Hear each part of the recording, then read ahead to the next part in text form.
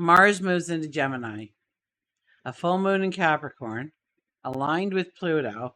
I don't think I need to tell you just how intense this energy is.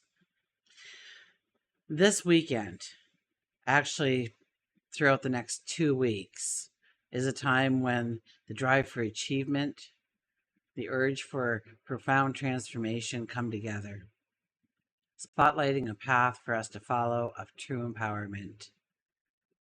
It's a period where shadows reveal themselves, not to intimidate us, but to guide us towards a stronger, more authentic self. So join me as we embark on a journey of self-discovery, unlocking your path to transformation, success, gain an understanding of how to embrace this energy and move forward today and every day. So hi, I'm Tilly. This is Tarot with Tilly. Thank you for being here. Thank you for all the positive, loving support you send me each and every day. I send it right back to you. Each and every one of you are a rock star. I know it to be true. You guys rock. Seriously. Welcome to your weekend focus, July the 20th and the 21st, 2024.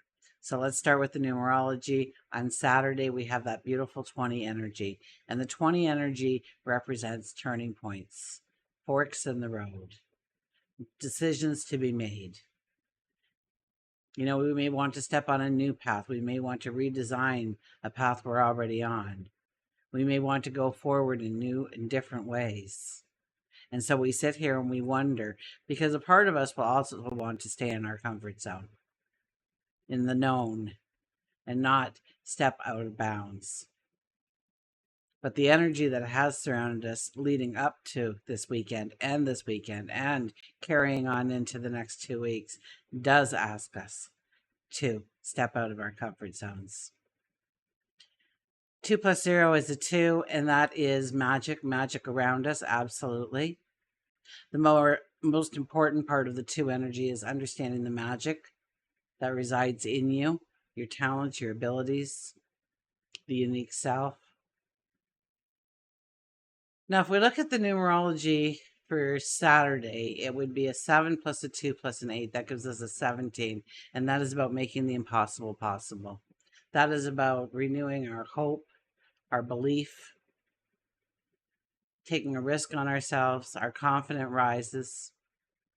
1 plus 7 is an 8, and that's all about creating prosperity in our lives. That's all about creating stature in our lives. Now on Sunday, the day of the full moon, we have the 21 energy. 21 energy is all about completions, endings. The 21 energy says there is a brand new path awaiting you going forward. But there are some loose ends. There is some things that have to be completed, or some healing needs to come in order for us to progress to that new path. 2 plus 1 is a 3 energy, and the 3 energy is all about curiosity, transformation, our voice, and allowing our curiosity to guide us to new paths, new learning experiences. If we did the numerology for Sunday, it would be a 7 plus a 3 plus an 8, which is an 18 energy. And the 18 energy is all about our heart center, our inner child. It's all about allowing ourselves to go forward. Well, actually, it's about allowing ourselves to invite in happiness and joy on a consistent basis in our life. When we start to do that, we start to feel the freedom, we start to feel the liberation that surrounds us, that we can utilize to go forward and to grow our path stronger and better each step we take. 1 plus 8 is a 9, and once again, that is about completions, endings, healing. But with a 9 energy, we're doing it for a reason. We have looked forward when we see where we want to go and we see what holds us back, what doesn't work for us anymore, what doesn't have value in our life anymore. And it's about removing those things to make the space, to make the room for those new things to come into our life. Sun is in Cancer, and our moon is in Capricorn for all of Saturday. And then on Sunday, it opposes the sun in Cancer for our full moon. at 29 degrees. But around 7:30 a.m. on Sunday morning, the moon will then go into Aquarius. Now, before all that happens, okay, let's back it up a little bit, because during the day on Saturday, excuse me, I don't know where that came from. They're clearing my third chakra for you here. Let's have a sip of water. How about that?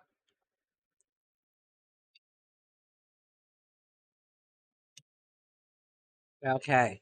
What was I talking about? Saturday during the day. Mars enters Gemini. So let's talk about that first. So when Mars is in Gemini, we become curious. We may find ourselves seeking a new experience, ideas, knowledge. We're more flexible, able to adapt easier to changing situations. We may find ourselves a little bit more impulsive. Okay, so we need to incorporate some kind of daily practice to ground ourselves or to be more aware of when we need to pull back, when we need to ground ourselves, when we need to give ourselves time to process. So, and staying on task is important. Okay, we want to do doable, we want to do practical.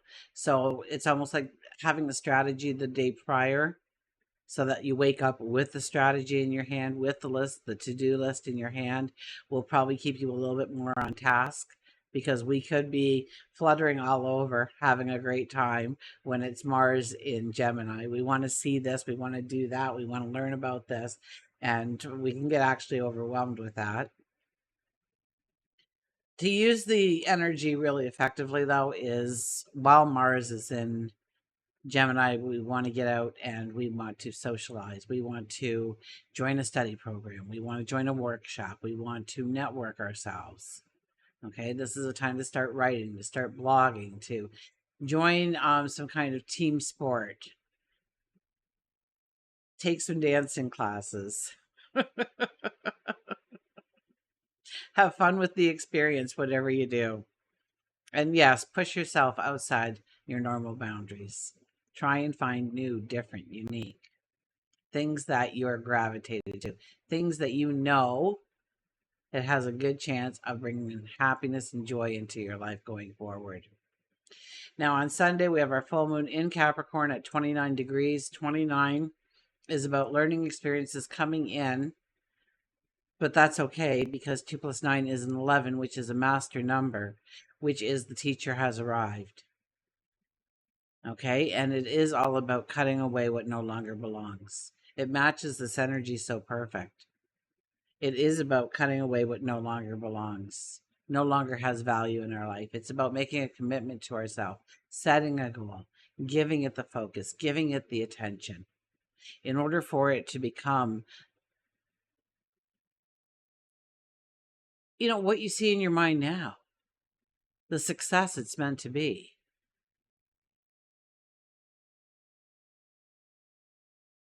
Now, during any full moon, really, we want to release what no longer serves us. We want to allow for completion, endings. We want to allow in healing.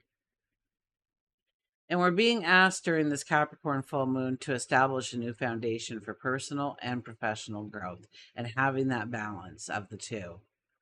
So the strongest energy is how we strategize in our lives to bring in balance between our professional and personal responsibilities, okay? It's a time to focus on our career goals, our long-term plans. And since we're dealing with a full moon, this would be an excellent time to review your track record over the last 6 months. Okay, that would have been a time when many of us were setting some strong long-term goals for ourselves, because that would have been when we had the Capricorn new moon, and that's what that energy is all about.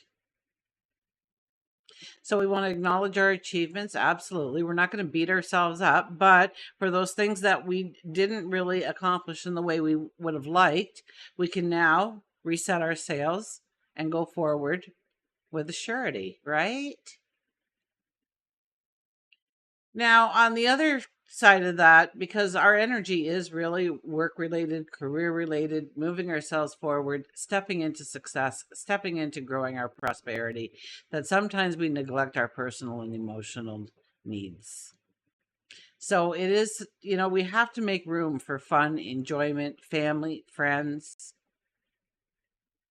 So make sure that you are taking time to do those things, that you have, like, when you come home from work, you left work at the door. You now come home and take off that hat and put on the new one of just being you at home and being present in people's lives, not just around them, present, okay? It doesn't count if one person is cooking and the other one is on their phone, okay? Both people cook and set the table and do the dishes and spend quality time with each other. Okay, now hopefully you'll find better things to do than the dishes. But if you have dishes, that means you probably had a fantastic meal together and a lot of table talk and heart to heart conversations. Now, during our full moon, the moon will be conjunct the moon and opposing, do I have that right? Yep. Conjunct the moon and opposing the sun. So we'll have that extra layer of energy to contend with. Okay, and it's Pluto, people. That's our warrior. That's do or die kind of energy. It pushes us. It pushes us to the goal line. It wants us to succeed at all costs. It is about death and rebirth. And so you won't be surprised if you have very intense emotions, and you will see intense emotions all around you. Okay, we could face power struggles within our career and work life, but also we could face them within our relationships. Pluto is very much death and rebirth, and we could actually find ourselves in the midst of some profound personal growth and transformation under this time. Pluto's about our empowerment, so we may find ourselves reclaiming our power, establishing healthy boundaries.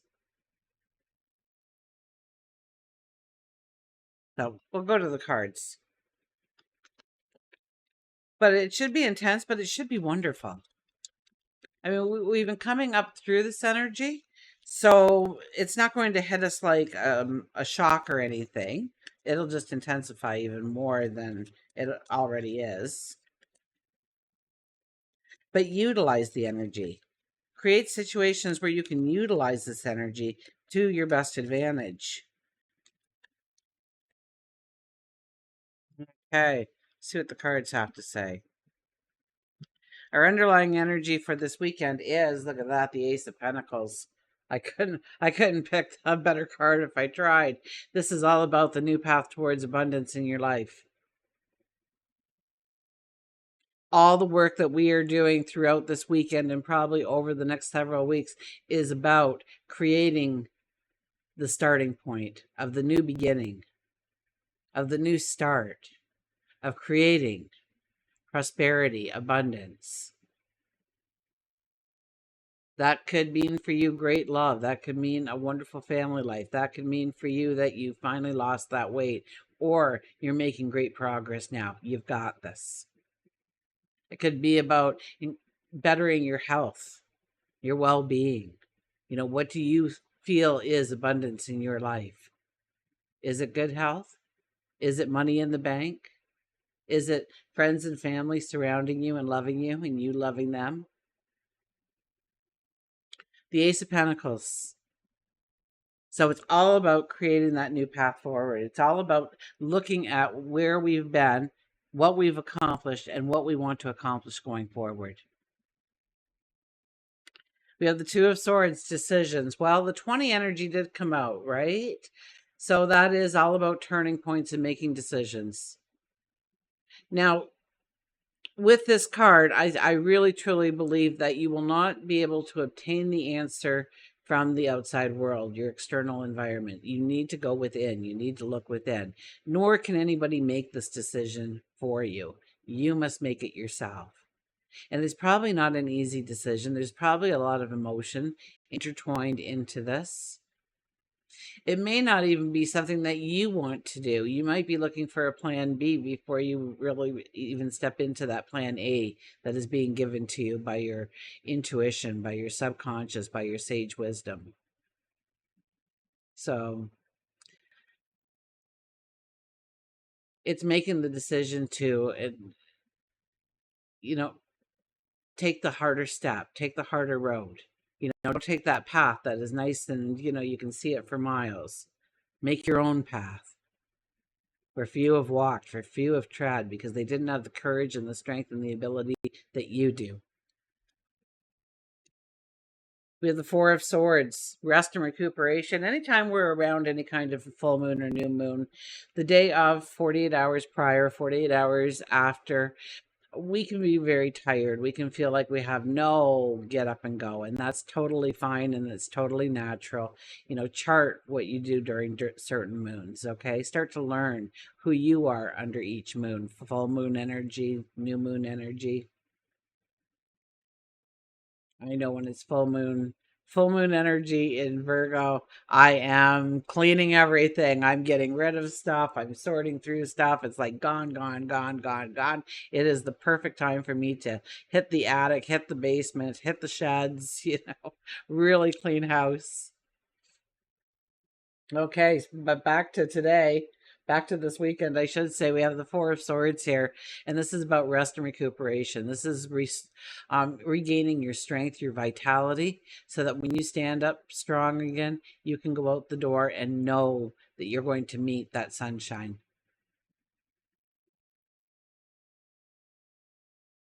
Your vitality, your energy, your force field to go forward into. We have the Chariot. The Chariot is, we want to pull it back and really think through our decisions that we are making. We don't want to just make a decision to get it off of our plate. That could be very bad, or to just jump to a conclusion without any kind of research or knowledge. Okay, this is a time when we really need to plot. We really need to strategize. We really need to sit down and think things through. What does this mean for me short term? What does this mean for me long term? And it could be two different things and still prompt you to walk that path, knowing that you might have to go through some hardships, or tightening your belt for a certain period of time, or not being in a close association with a certain environment or people, because your focus needs to be somewhere else. So we want clarity, we want knowledge, we want the fog to lift, we want the sun to come out before we decide a path to take, before we actually chisel that decision into some kind of stone. We want to see or be aware of, at least, of what obstacles may lay on our path going forward, where it leads. Is it a dead end? So maybe we're learning more about honing a skill,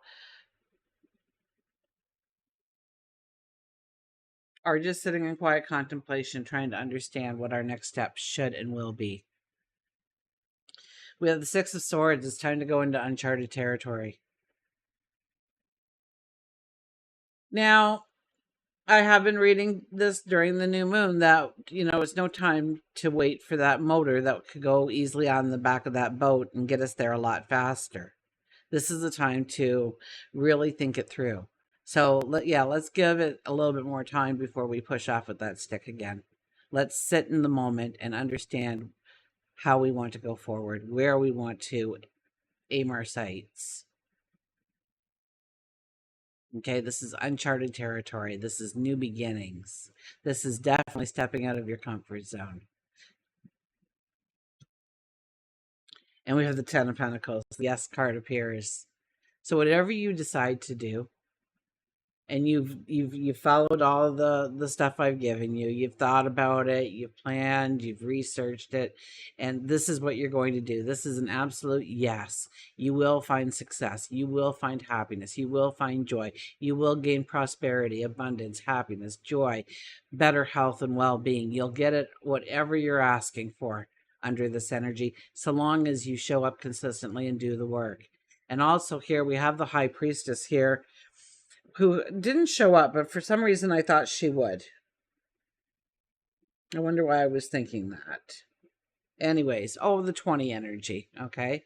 The 2 energy is, she is the second card in the deck. So, but she didn't show up. But the 10 of Pentacles is here and she's in it right there. So it's about having a faith, having a belief. Okay? 10% of what you will do in life and the achievements and the successes you have counts on about 10% of your knowledge. The rest is your attitude. Are you showing up consistently? Are you giving it your best effort each and every time? Are you building the dream? Are you growing the dream? Are you networking yourself? Are you getting out there and socializing? What are you doing to make it come true for you? Okay, let's get an oracle card here. So we have Nature's Whispers.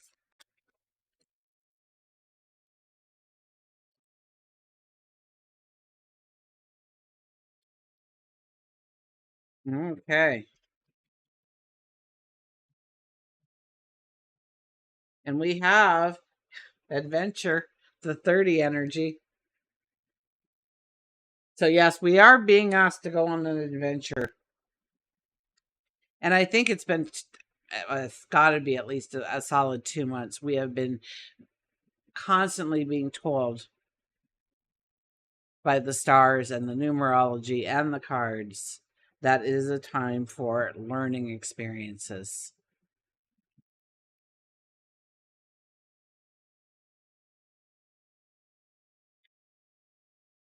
Okay, here we are, adventure. It's an excellent time to take a short jaunt anywhere that inspires you. If you enjoy a horseback ride or riding a bike, create the opportunity to do this. Just get outdoors and travel. It will help you break out of your routine. It may also expose you to a different outlook, a new opportunity, an escapade. You are really going to feel so much better after taking a little break. There is no feeling quite like having the wind blow through your hair or the sun on your back. So it's definitely a time to, and yeah, travel's been there too. Over the last 5 or 6 days, especially, travel has been coming out and hinting to us that we should go and explore the world. Okay, to live and not travel is like reading one page of a book. That's really paraphrasing. Higher intuitions, our animals are here.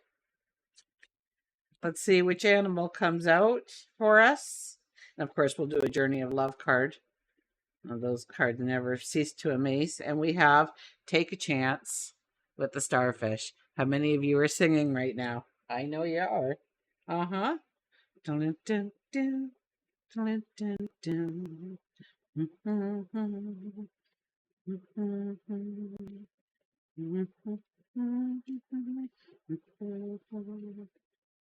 Okay, keywords: freedom, chance, fear, passion. Life itself cannot give you joy unless you really will it. Life gives you time and space. It's up to you to fill it.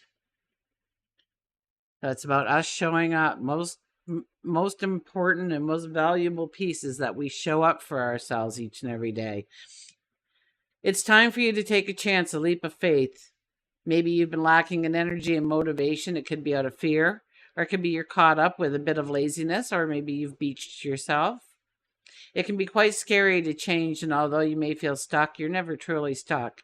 You have free will to change the course of where you want your life to go. Free yourself from the past. Allow yourself to feel again. You might be stuck in a dead-end job. Look for one on a different field that feeds your passion. You might be eyeing the cute girl at the coffee shop, or looking at the cute boy who changed your oil, or it could be the cute boy at the coffee shop and the cute girl changed your oil. Ask him or her out.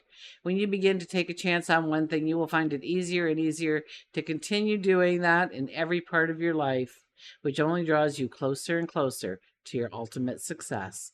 So, you won't know unless you take a chance. Okay. Journey of Love.